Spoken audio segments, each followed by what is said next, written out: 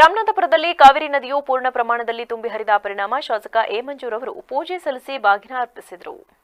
ಈ ಸಂದರ್ಭದಲ್ಲಿ ಮಾತನಾಡಿದ ಅವರು, ಪ್ರತಿ ವರ್ಷ ಇದೇ ರೀತಿ ಕಾವೇರಿ ನದಿ ಉಕ್ಕಿ ಹರಿದು ಕೆಆರ್ಎಸ್ ಜಲಾಶಯ ತುಂಬಿ ನಾಡಿನ ಜನತೆಗೆ ನೀರು ಲಭ್ಯವಾಗಲಿ ಎಂದು ದೇವರ ಸನ್ನಿಧಿಯಲ್ಲಿ ಪ್ರಾರ್ಥಿಸಿಕೊಂಡಿದ್ದೇನೆ.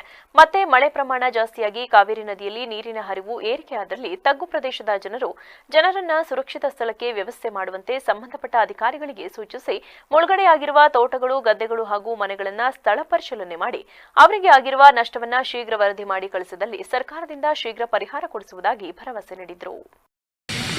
ಪ್ರತಿ ವರ್ಷದಂತೆ ಕಾವೇರಿ ತುಂಬಿ ಹರಿಯುವ ಸಂದರ್ಭದಲ್ಲಿ ಇಲ್ಲಿನ ಎಲ್ಲ ಜನಪ್ರತಿನಿಧಿಗಳು ಸಾರ್ವಜನಿಕರು ಬಂದು ಬಾಗಿನ ಹರಿಸುವಂಥ ಒಂದು ಕಾರ್ಯಕ್ರಮ.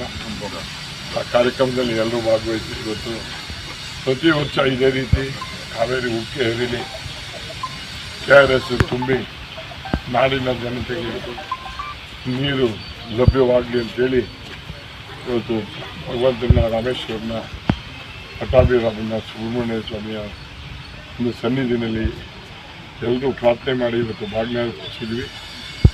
ಇಡೀ ಮಾನವ ಕುಲಕ್ಕೆ, ಇಡೀ ರಾಜ್ಯಕ್ಕೆ ಒಳ್ಳೆಯದಾಗಲಿ ಅಂತೇಳಿ ಶುಭ ಹಾರೈಸ್ತೀನಿ.